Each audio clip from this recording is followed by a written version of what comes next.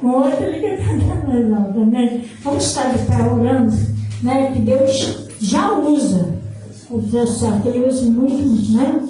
Louvado seja o nome do Senhor. Soberano Deus, eterno Pai. Pai, Tu sabe a tamanha alegria que nós estamos nesta noite, Senhor amado, Deus querido. Os nossos corações estão transbordando de alegria. Pai, agora te pedimos, Senhor, queremos ouvir a Tua voz. Fala com Teus servos, Senhor amado e Deus querido, e que essa palavra venha arder em nossos corações, e não somente sejamos ouvintes dessa palavra, mas venhamos colocar ela em prática. Senhor, é no Teu nome que nós oramos pelo Teu servo, Senhor, que o Senhor continue usando ele com grande poder e glória, em nome de Jesus, e as palmas louvam o Senhor Jesus. Boa noite, igreja. A paz. Eu tirei até o sapato, porque assim, para entrar no Santo dos Santos, tira a sandália. Meu amigo, eu vou te falar uma coisa. Primeiro vamos abrir nossa Bíblia no livro de Jeremias 17, 5, 9. Depois eu vou falar o que aconteceu. Livro de Jeremias 17, a gente vai ler do 5 ao 9. E é a única coisa que eu vou aproveitar do que eu fiz. Depois eu vou explicar por quê.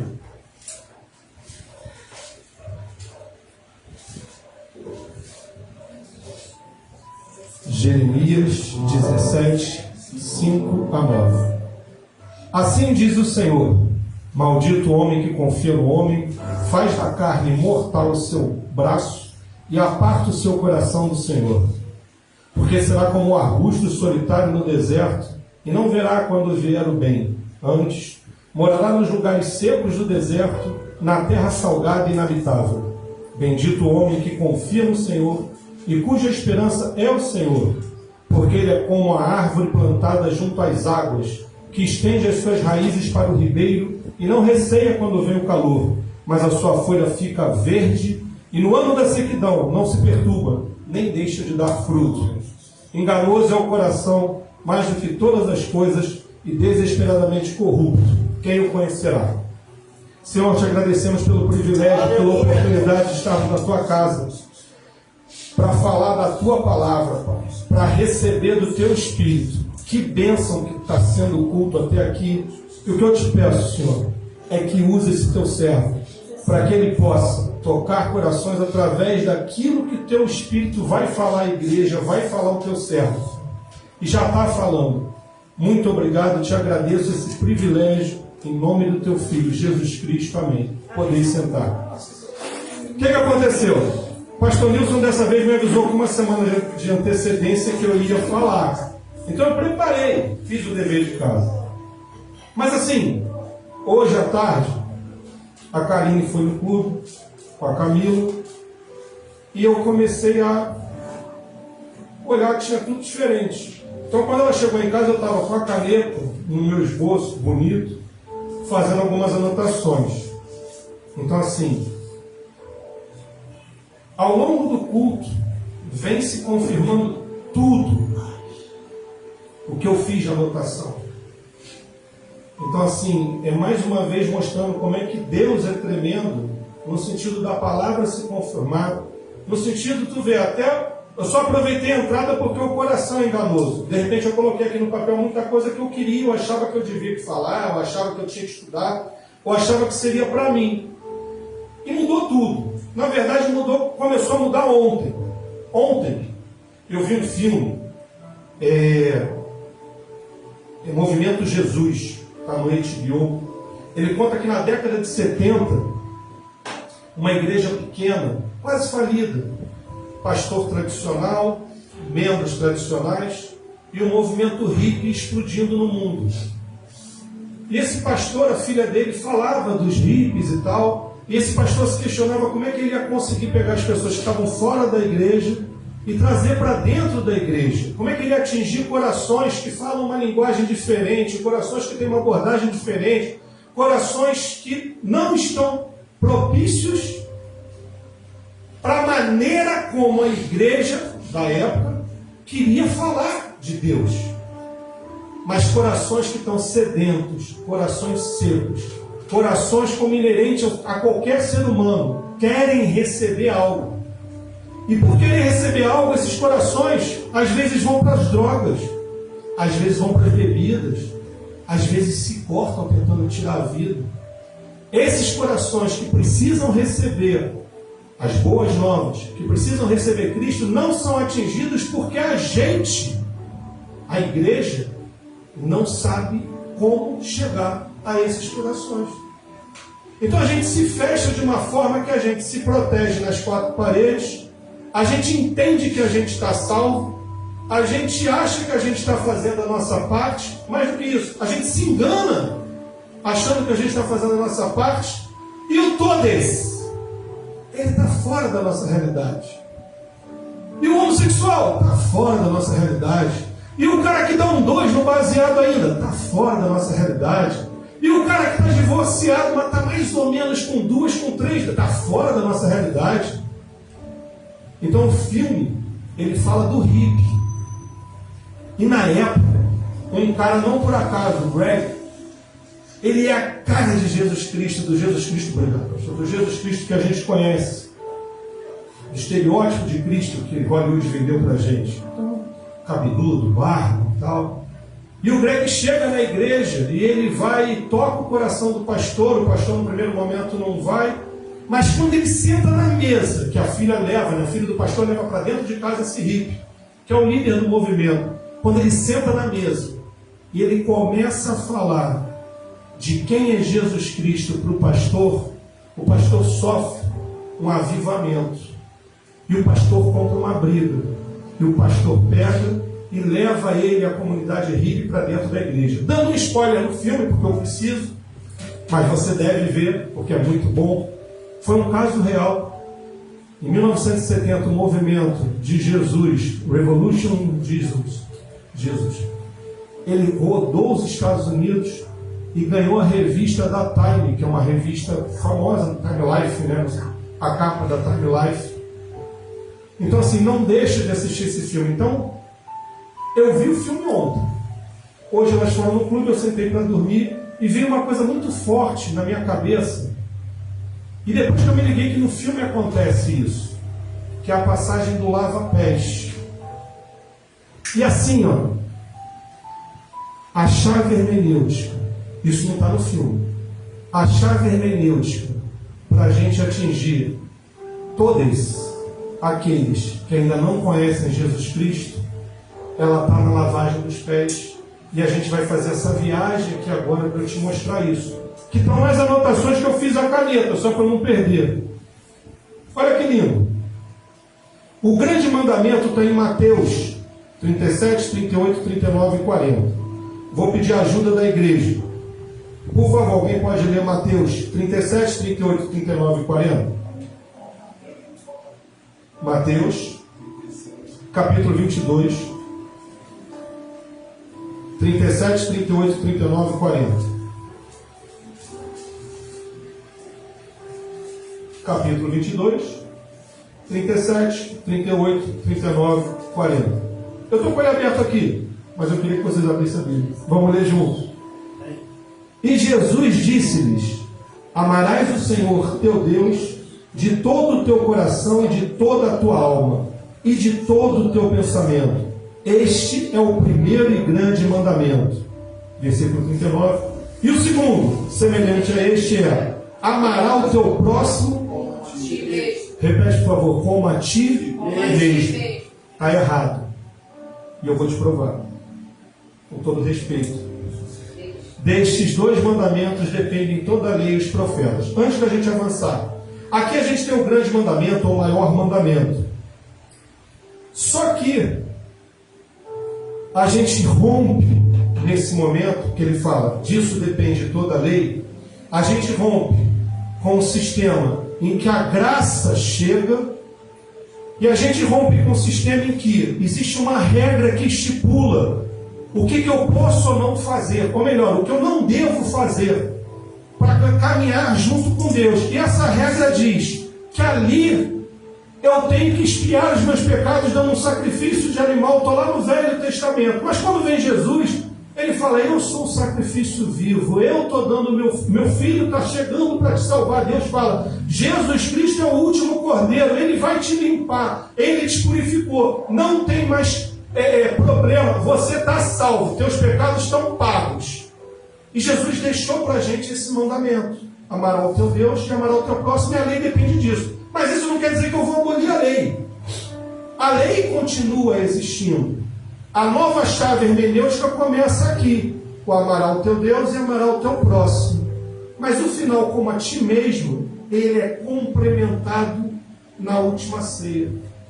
O grande mandamento ele é complementado em João 13. Vai lá para João 13. João 13.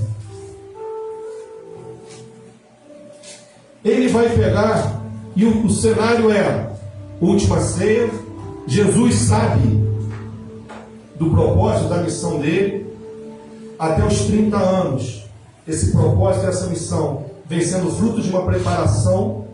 Nos 3 últimos anos de vida de Jesus, ele começa a cumprir o seu ministério, milagres feitos, discípulos, e escolhe, segundo o nosso critério, as piores pessoas que ele poderia escolher.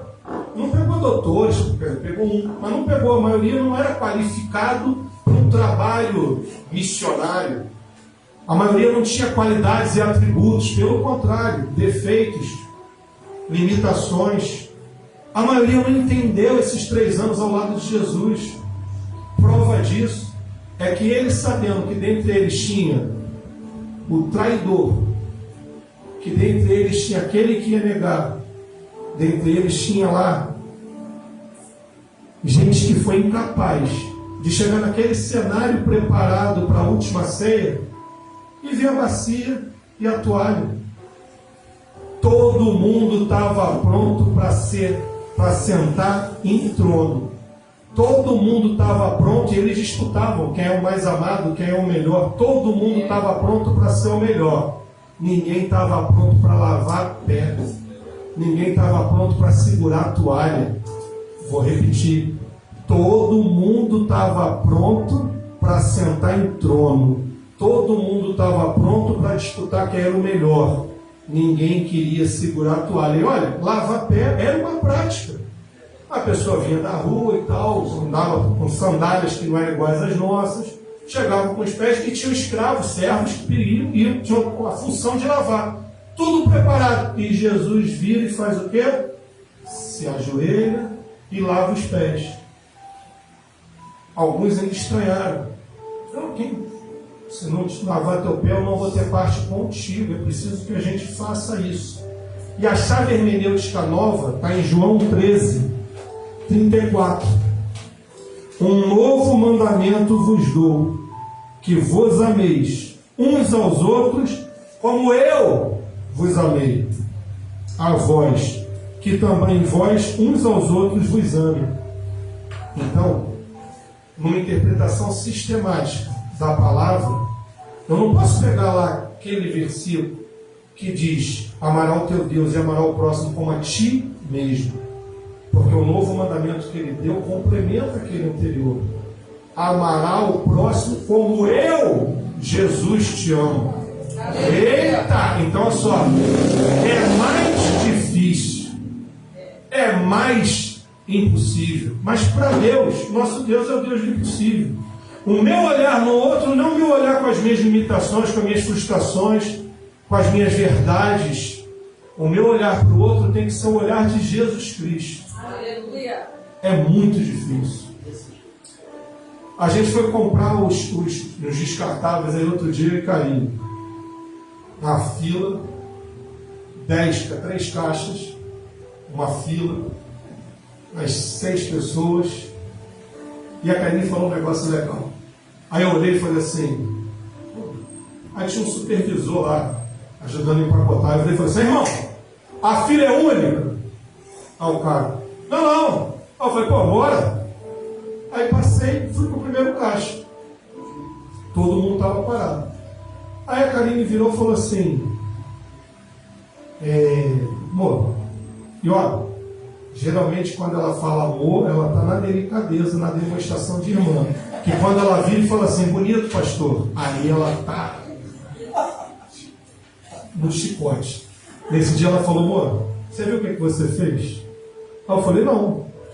Eu tô na frente da fila, ninguém, tô acabado de lerdo. Ela, amor, olha só, tu tem quase 2 metros, tu tem a voz grossa, tu não falou boa tarde, tu falou, aí irmão, a fila é única, todo mundo já te olhou. Quando o cara falou, não, tu tô embora, você tá todo mundo parado, o pessoal se assustou com o estilo. Esse foi o primeiro sinal que eu recebi na semana.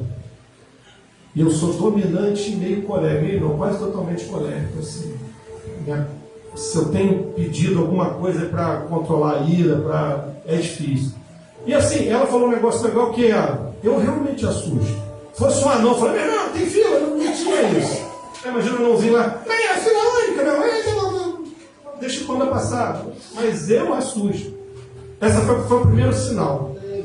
O segundo sinal, estou eu no clube com meu filho, vem um cidadão que não é associado do clube, que está fazendo aula, que não pode ficar naquele espaço. Olha a arrogância e a prepotência de Ezequiel 28 aparecendo. Que não pode ficar naquele espaço. Pega um cigarro, diz ele de palha, com cheiro de cigarro de maconha.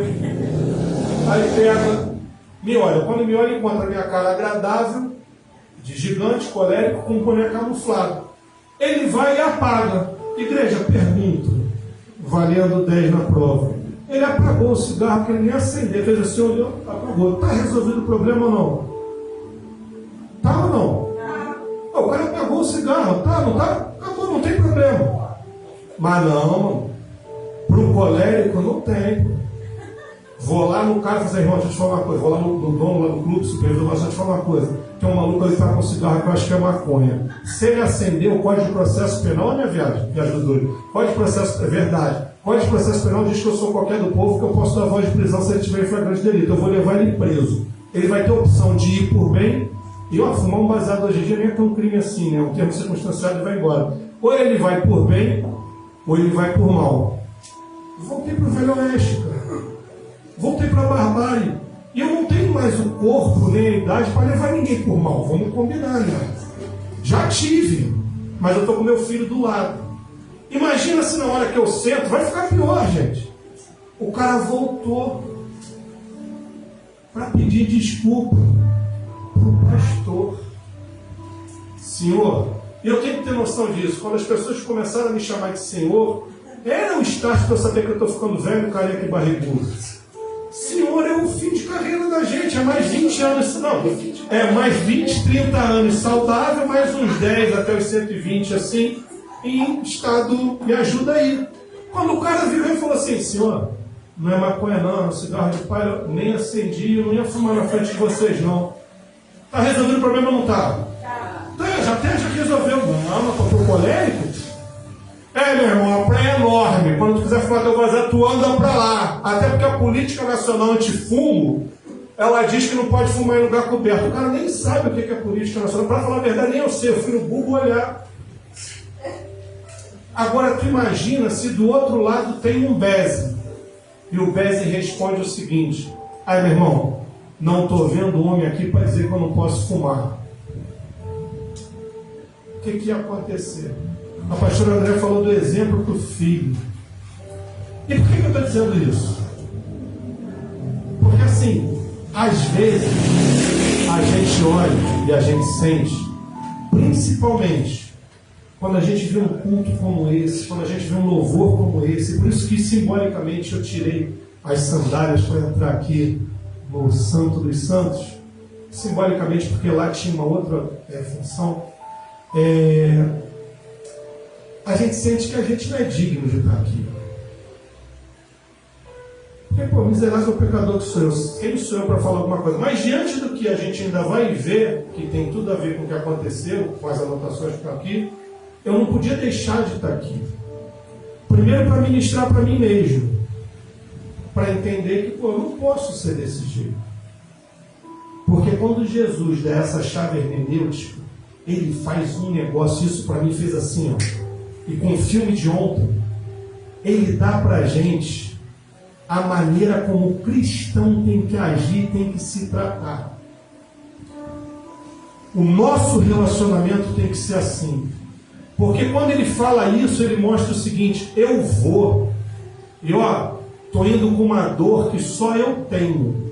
Que eu pedi para ser afastado. Eu ainda vou pedir aqui no caso, vou pedir para afastar. Não vou conseguir, mas eu vou cumprir a minha missão, porque é a vontade dele que prevalece. Mas quando eu cumprir a minha missão, eu vou chorar. Mas esse choro não é de dor. É da tristeza do que, Bézio? De ficar separado do Pai. Porque quando os pecados repousam em Jesus Cristo, para Ele ter nosso perdão consumado, não é possível que Ele, na Trindade, possa ficar junto ao Pai. Porque o Pai é puro. Foi o Filho que se fez homem, recebeu os nossos pecados como maldição e no madeiro pagou e nos salvou.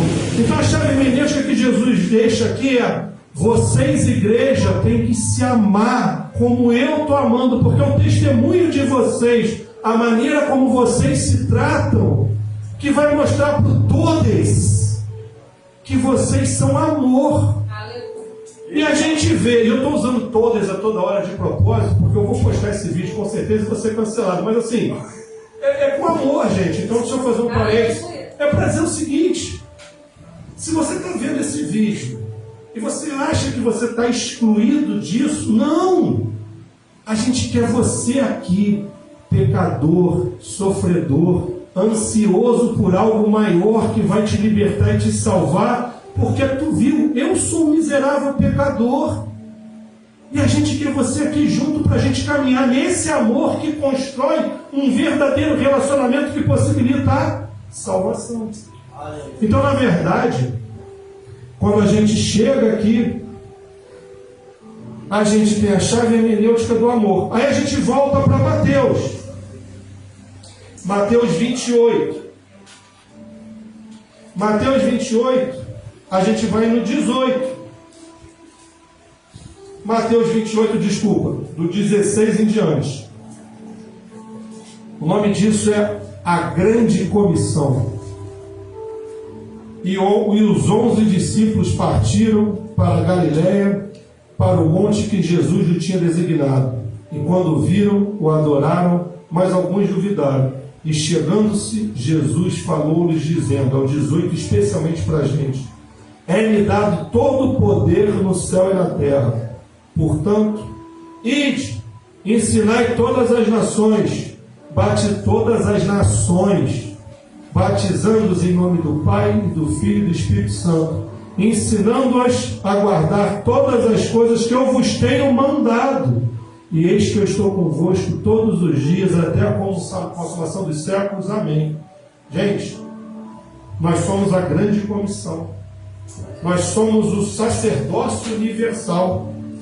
Cada membro do corpo, um pastor. Ah, mas tem os dons e talentos, uns foram chamados para mestre, outros para pastor. Não perde a oportunidade de falar de Jesus Cristo, de falar do Evangelho. Não perde a oportunidade de praticar esse amor que Deus deixou, Jesus deixou como chave hermenêutica para a gente interpretar todas as Escrituras. Quando a gente vai em Hebreus, estavam deixando a igreja. Não, aqui é o lugar de vocês estarem. O pastor André falou isso hoje. Porque aqui é onde a gente vai se exortar, onde a gente vai se demonstrar, onde a gente vai crescer junto. Aí a gente vai para Provérbios, tu vai vendo milagres das Escrituras, como é que ela vai se revelando lá em Provérbios, assim como ferro afia ferro, o homem afia o homem. Então, na verdade, a primeira parte de uma coisa que eu chamei hoje de caminhada com Cristo é a chave hermenêutica que Jesus deixou, a delegação de uma grande comissão que somos nós, e o dever de atingir a todas as nações, que já foi a promessa para Abraão. Em ti abençoarei todas as nações. Aí a gente vai para a segunda parte, que tinha mais ou menos 1.500 folhas, e que eu vou resumir. Por quê? Porque eu recebi aqui uma mensagem. Recebi uma mensagem horrível, parece um negócio de outra religião. Assim, o Espírito Santo me tocou melhor que... Nessa caminhada com Jesus Cristo, quem não se envolve, quem não se envolve, não se desenvolve. Isso quem diz ao pastor Pedrão. Beijo para ele, volta e meia ele curte lá os vídeos. E ontem eu falei com ele isso aqui, a gente estava conversando. Quem não se envolve, não se desenvolve. E tem tudo a ver com essa caminhada com Cristo. Então, a humildade, o hino que a gente cantou, o que foi passado para a igreja, que ele cresça, eu diminua. O louco do Beze, miserável, tentando de toda maneira controlar sua ira, controlar sua fúria, para poder dar um bom testemunho, que é o que a palavra exige da gente, porque quando a gente vem para cá é coisa séria, também foi falado, pela responsabilidade. O Rogério uma vez falou uma coisa aqui no púlpito, de usar o púlpito para heresia. Assim, aquilo só me botou para estudar mais e mais e mais, a responsabilidade maior. Quem não se envolve, não se desenvolve. E aí, a gente fecha com 2 pontos, que eu já falei, mas eu acho que agora vai ficar melhor arrematado. As 2 cruzes. A primeira cruz é a cruz da salvação. Eu sou nova criatura, porque eu sinto um nó, cada um tem uma experiência. Comigo, eu vou falar como é que foi comigo. A primeira igreja que eu fui com a Karine, quando eu entrei, nem é a igreja que eu estou hoje. Hoje eu fico em 2 igrejas. CB Rio e aqui. E mais, é aqui onde eu recebo, eu presto culto e recebo mais aqui. Por quê? Porque lá eu trabalho. Quando me vem na igreja, Beze, eu adoro prestar culto lá também. Mas lá eu tenho que ficar atento, porque lá eu quero resgatar almas, estou num serviço. Então quando eu venho para cá quinta, domingo, aqui eu estou mais prestando culto mesmo. Então, comigo, quando eu entrei na primeira cruz, quando eu entrei na primeira igreja, de cara tocou um louvor, parece não, tenho certeza. Deus vai te preparando. E eu já ouvia louvor, eu não era convertido, eu era da pá virada, eu era espírita, mas eu ouvia louvor. Quando eu entro na igreja, está tocando aquele louvor. Lázaro ouviu a tua voz, e quase nunca toca esse louvor. Aí já deu aquele nó na garganta, eu falei, pô, meu Deus do céu. Aí sentei com ela. Não era nem a igreja que ela queria me levar, foi a igreja que eu quis ir. Aí daqui a pouco o cara botou na ministério para sentar, derrama a tua Shekinah, Senhor. Aí alguém quer vir aqui na frente? Eu falei, sou eu. Aí eu falei, não vou. Aí dei aquela segurada, eu falei, não vou. Voltei no domingo, o discurso do maluco era só dinheiro, só dinheiro, só dinheiro. Ele usando lá o evangelho para trazer dinheiro. Pegou aquela passagem que tem, que Paulo está pregando, 2 horas pregando. Cai da janela, o jovem que cai da janela tem um nome estranho,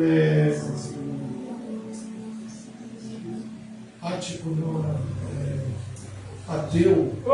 Cai da janela. Quando ele cai da janela, acho que é ático, né? Ele cai da janela. Quando ele cai da janela, Paulo vai lá e isso. Paulo cai da janela, Paulo vai lá, ele reanima o cara. Nesse momento o pastor vira e fala assim: quero dizer, hein?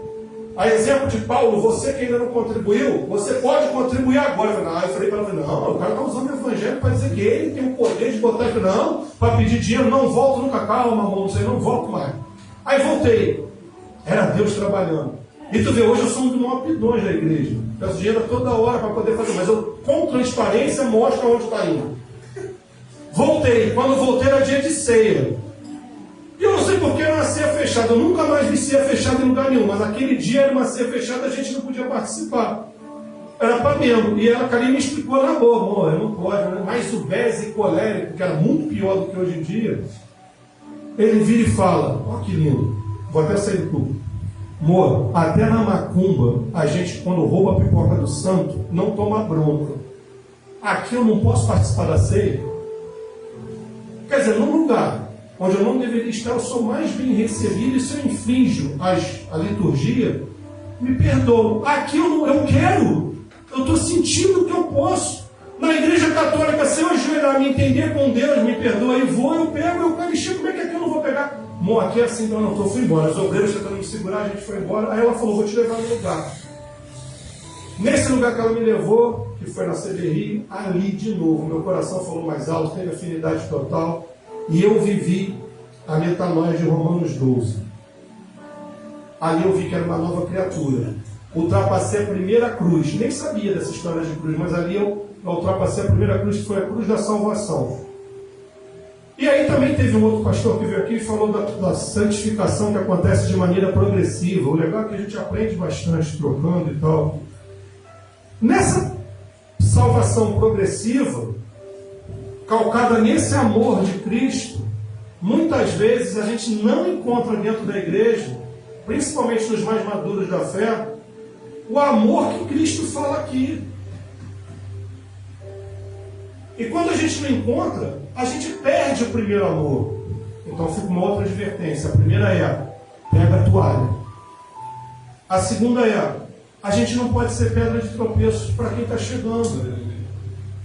Cara, será que se tivesse um homossexual sentado aqui agora com o cabelo todo louro, não sei o que, com a costa apertadinha, a gente ia estar olhando ele, esse estereótipo, a gente ia receber ele.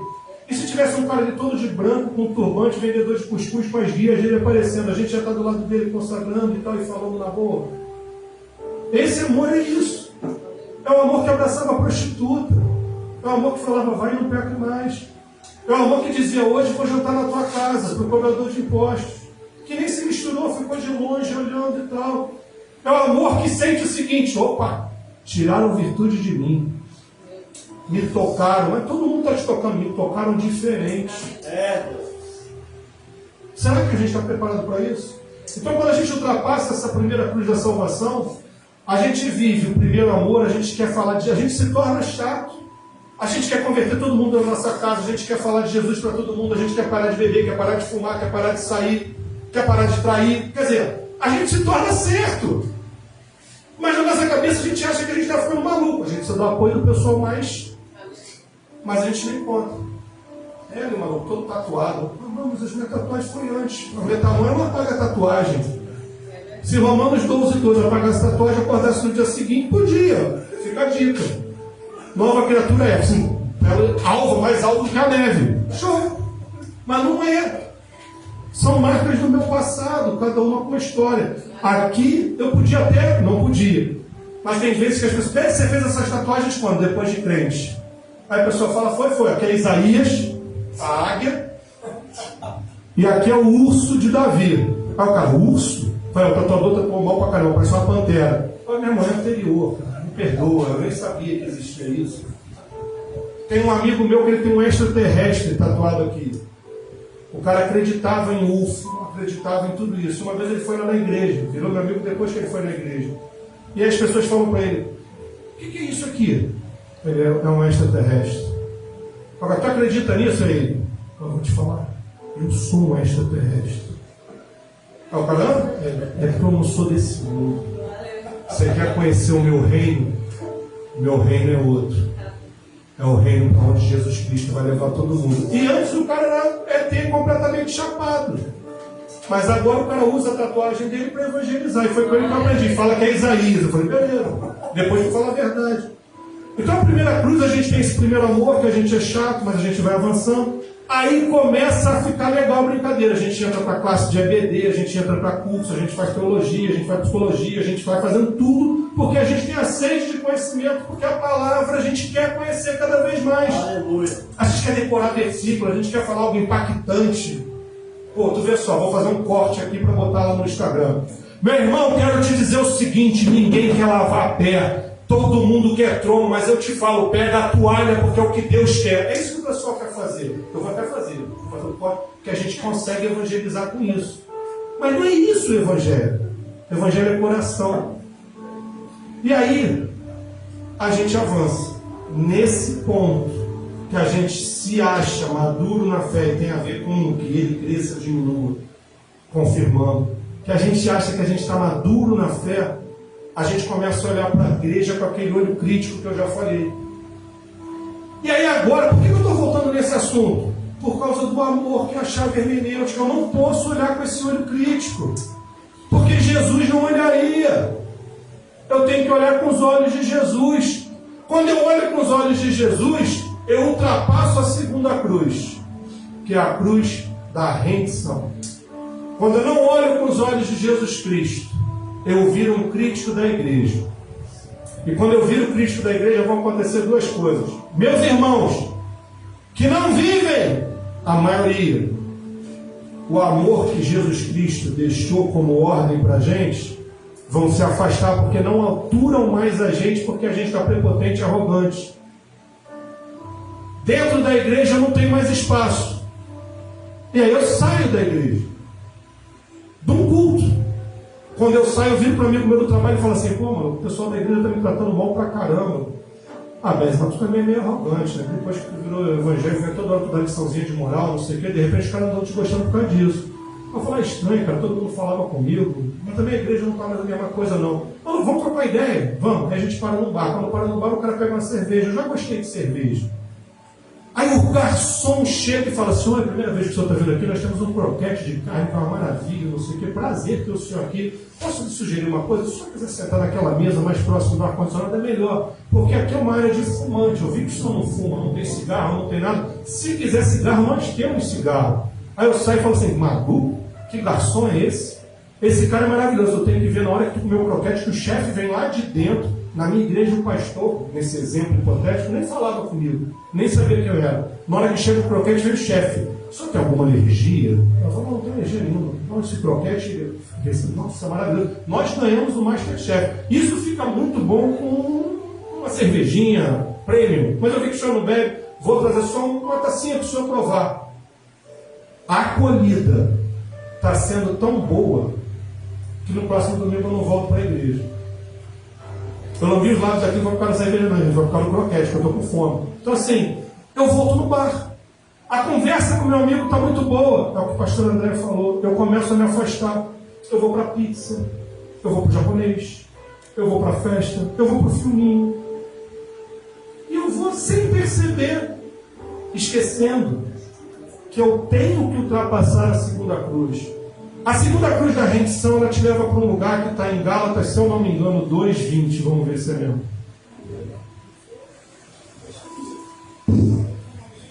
Gálatas 2:20. Já estou crucificado com Cristo e vivo não mais eu, mas Cristo vive em mim. E a vida que agora vivo na carne, vivo-a na fé do Filho de Deus, o qual me amou e se entregou a si mesmo por mim. O cara lavou os pés dos outros, o cara foi para a cruz, o cara, com todo respeito, meu Deus, se entregou, morreu por nós, disse que, deixou lá o recado, é pela fé depositada nele que nós somos salvos, não é pelas obras, nós somos salvos por ele para realizar obras. E aí vem o frutificar. Quando eu ultrapasso a cruz da rendição, já não é mais por mim, é através de mim. Meus olhos fazem assim, ó. E aí eu estou numa praia, e agora de repente eu vou chorar. Aí eu estou numa praia de tarde, vejo minha filha surfando, e eu olho e falo assim: caramba, como é que Deus é bom. Eu mando uma mensagem no grupo pro meu filho e falo assim: pô, mano, vai para lá esse final de semana, não sei o quê. E ele vem. Aí eu falo: como Deus é bom. Eu começo a enxergar as bênçãos. E aí, se eu vou para o Salmo 116, 12, 116, dizem os eruditos que foi escrito pelo rei Ezequias: que farei eu, Senhor, para retribuir todas as bênçãos que o Senhor fez por mim. Esse é fácil de decorar porque tem na saída de Búzios. Vamos combinar. Quando a gente sai de Búzios, tem uma loja de ferragem, uma loja de móveis, o cara botou esse salmo lá, a gente sempre tem o prazer de ver isso. E é isso. Olha que legal. Saindo de Búzios, lugar maravilhoso, lugar de lazer, lugar alto astral, lugar que Deus tem o Salmo 19 presente em cada esquina. Quando você sai: o que farei eu, Senhor, para retribuir todas as bênçãos? Eu começo a enxergar essas bênçãos. E aí eu volto para o meu paradoxo. Aí, meu irmão, a fila, tudo errado. Mas o legal é que é assim. A gente vai caminhar todo errado. E a gente vai caminhar errado e vai melhorando e vai se limpando e vai. Só que agora a gente entende que a gente vacila, mas tenta não pecar mais os mesmos erros e vai melhorando. Por isso que quando eu venho para cá, não é por vaidade, não é nada disso. É para poder entender que quando eu falo isso para mim, eu vou melhorando. E isso vai tocar alguém. Vai tocar a gente. Pô, Bézia, mas se a gente tivesse que ter um caminho para finalizar, um caminho que desse isso assim, ó, esse caminhar nessas rumo à segunda cruz, para Deus estar presente na gente. Vai ser objeto da próxima pregação que eu tinha preparado. Não vou desperdiçar. Mas eu te digo que é pela fé depositada em Cristo Jesus. Romanos 23:3. Eu sou agraciado com a misericórdia dele de maneira incondicional. Eu não temo somente a Deus porque ele é Deus. Eu tenho receio de decepcionar esse Deus que fez e faz tudo por mim. E isso me gera a preocupação de querer estar em comunidade com outras pessoas que pensam como eu, para crescer na minha fé e poder ser uma criatura melhor, imagem e semelhança dele. Para isso poder acontecer, vivendo nessa comunidade, eu tenho que estudar e meditar na palavra, porque a própria palavra diz que medita nesse livro dia e noite. É o livro, é a regra. Fazendo isso, eu vou sentir uma necessidade no coração louca de estar disponível para Deus. E eu vou querer servir, porque o servo fiel serve. O servo infiel vai para onde é escuro e tem ranger dos dentes. Inferno. Pô, mas assim, eu não tenho condição de servir. Pô, tu não tem condição de dar um telefonema no dia para alguém e falar, ó, tô ligando só para te dizer que Deus te ama. Na primeira vez talvez o cara te mande para o inferno, na segunda talvez o cara fale o que tu quer. Vai chegar uma hora que vai bater no coração de alguém. Isso é servir. Ficar sem reclamar. Fazer um jejum, se fortificar. Cara, o que a gente anda hoje em dia pela rua, dá bom dia e não respondem. Bom dia, só se for para você. Show. Incorporou um beze nele, né? Eu tenho que ser exemplo. Então, o servir passa a ser inerente a gente. E o último, que é o mais difícil, eu tenho que ser generoso. E aí a palavra diz, tributa quem tributa, honra quem honra. Quero te dizer que aquele e-mail, aquela mensagem que a gente passou, o Wander assiste a gente às vezes ao vivo. Já vai dar o segundo ar para a gente. Porque assim, o coisa ruim é assim, a gente consegue o ar. O ar fica 3 dias testando e está funcionando. Eu trago ele para cá e para de funcionar. Queima o compressor. A gente está atrás de um compressor. Só que o diabo tem que entender que já ganhamos. Assim, pô, filho, não é tempo não. É perda de tempo.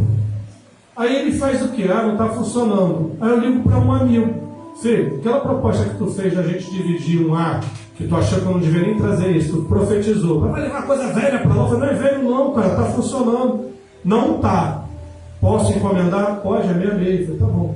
Aí eu já liguei para outro. Ó, o Wander vai dar metade. Tu dá metade, que eu já dei um. Aí o cara, não, porque eu vou consertar ele. Aí já arrumei 2 que vão dividir. Eu não pedi para dividir com ele. Falei, tu dá um, eu divido contigo. Ele botou no rolo, pedi para tu dar. Então eu já arrumei.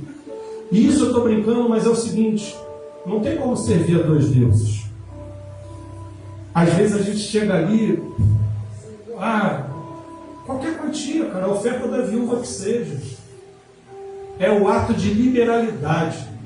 É o ato de mostrar para Mamon que não é você, filho. Eu sirvo a um Deus vivo, verdadeiro, que me ensinou o amor, que me ensinou a praticar o amor. E olha, para quem acha que está ouvindo, que deveria fazer um pix agora, que está ouvindo e acha que esse discurso é para conseguir dinheiro, eu quero te dizer o seguinte, uma coisa que eu aprendi há bastante tempo. Vai acontecer independente de mim, independente de você e principalmente independente do nosso dinheiro.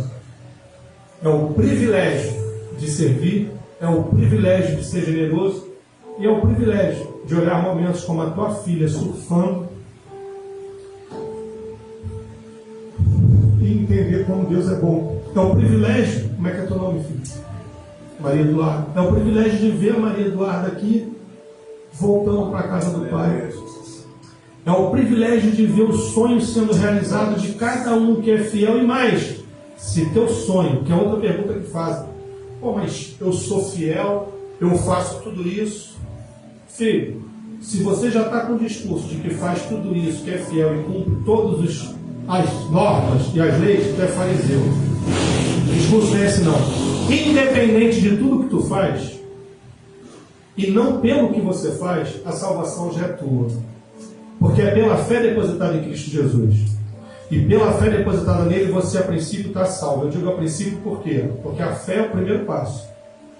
Todos esses outros 5 valores não são meus. E a gente vai encerrar agora com esses 5 valores. Atos 2, 42 a 47. Todos se dedicavam de coração ao ensino dos apóstolos, à comunhão, ao partir do pão e à oração. Havia em todos eles um profundo temor, e os apóstolos realizavam muitos sinais e maravilhas. Os que criam se reuniam num só lugar e compartilhavam tudo o que possuíam. Vendiam propriedades e bens e repartiam dinheiro com os necessitados. Adoravam juntos no templo diariamente. Não era terça e domingo só, ou terça, quinta e domingo, era diariamente. Reuniam-se nos lares para comer e partir o pão com grande alegria e generosidade, sempre louvando a Deus e desfrutando a simpatia de todo o povo. E a cada dia o Senhor os acrescentava aqueles que iam sendo salvos. Quero te dizer o seguinte: se na tua igreja, na tua comunidade, na tua casa, está havendo um movimento de esvaziar, cuidado.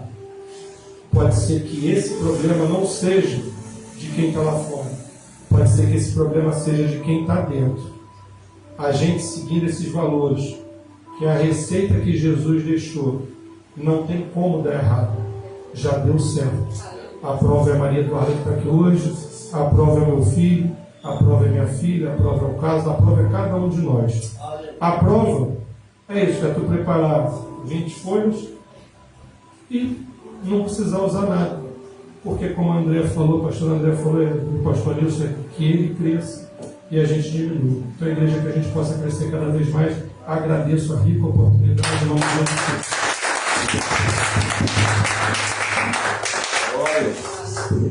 Aleluia. Que Deus continue abençoando, né? Pastor Bez, sua família, sua casa, seus sonhos, seus projetos, em nome de Jesus. Estava meditando com o pastor Nilson